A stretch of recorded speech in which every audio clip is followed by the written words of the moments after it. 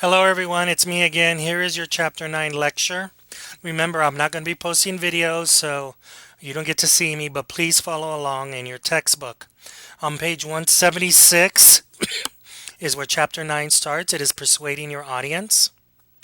The basics of persuasion. Persuasion is simply defined as the process of trying to get others to change their beliefs or behavior. Remember, you want to change something. This is the process of changing. Simply not sharing, that was informative. The process here is to change. You want somebody to do something or to change something, okay? There are three purposes of persuasion. Remember, the first is to reinforce an already held belief. The second is to change the audience belief. And the third is motivate to action. You want them to actually go out and do something. So make sure that you and your wording on the way you approach this is that you're not informing us, you want us to change. Okay. There was three things for Aristotle. I think I have a slide for it, so let me see.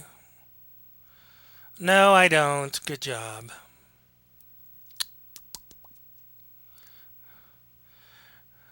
So looking on page 179, it'll give you what they are. Okay. The first one is ethos, the speaker's credibility. So this is you. So this is where you have your research. It's not just you asking for this or saying this is the best thing. There's research that supports you and says that this is the best thing. The next one is on page 182, which is logos, logical. On there, it gives you some examples, but it's just the illogical appeal or the reasoning process presented. Okay? So, what you do is present a problem, you give the reasoning for it, and it makes perfect sense. Okay? In your book here on page 182, it does give you some examples. Okay? So, make sure that you read through those. Then, the last one deals with pathos. This is the emotional appeal.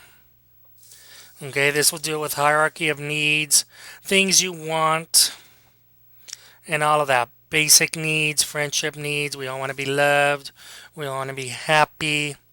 Do this because it's a great thing for your soul. Things like that, okay? So make sure that you read them. There are several types of persuasive speeches, so make sure you read through them. Remember, we talked about this earlier, the problem solution approach. You present the problem, you give the solution. So remember when I said when you're picking your topics, you could be talking about picking a vacation destination. You could do that on a lot of emotion. People go on vacation. Why? To relax, to have fun. So there's the emotional appeal. Okay? You can try the logic, the logos. You've worked hard for 6 months straight. You need a break.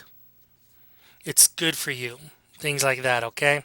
But please read through these and you will see the different approaches that you can take. On page 191 is Monroe's sequence.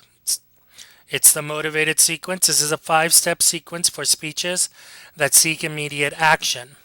The video example I posted for you on the dangers of cell phones is motivated sequence, Monroe's motivated sequence. Okay? This is 5 steps. So when you do this speech, you will not be doing the traditional setup. You still do gain the attention, which is your introduction, and then your main points will be need, satisfaction, visualization, action, and then you need a conclusion. So you will have more than just the 3 main points. Again, you can do this if you want to. Please watch the video and pay attention to the way she does it. And then read up on this section on page 191. If you want to do the traditional method that you've been doing already, that is fine. Or you can do this one, okay? That is up to you. Again, just let me know when you turn in your specific purpose. You will be doing Your topic, to persuade my audience to do this, I will use Monroe's motivated sequence or I will use the traditional sequence. Okay? That's the lecture. So please make sure you read chapter 9. It is very important that you do so. If you have any questions, please let me know.